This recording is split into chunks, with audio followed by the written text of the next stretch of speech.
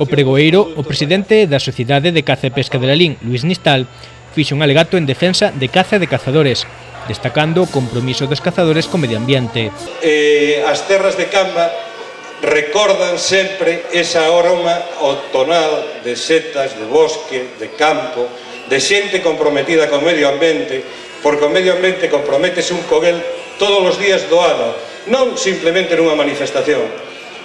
Se non fora polos cazadores e as labores que están facendo os organismos nos que están integrados, como é a Federación Galega de Caza, como é a Proca e outras asociacións que nos conxuntan a todos, e unha forma antiga de alguna maneira organizarnos, que son os cotos de caza. No pregón, Nistal lembrou a dous ilustres galegos, amigos das terras de Camba e practicantes do deporte da caza.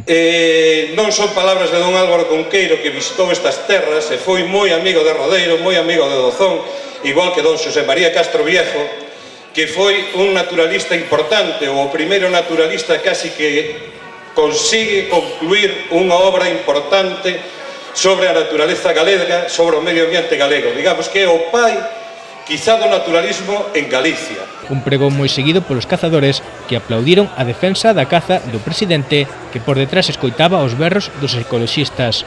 Na degustación participaron unha manchea de visitantes que xa sobre as 3 da tarde degustaron os exquisitos manchares que se prepararon dende primeira hora da mañá no pabillón dos deportes.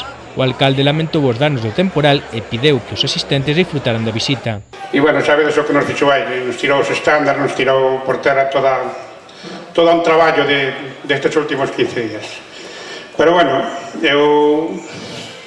hai que fazer o que se pode.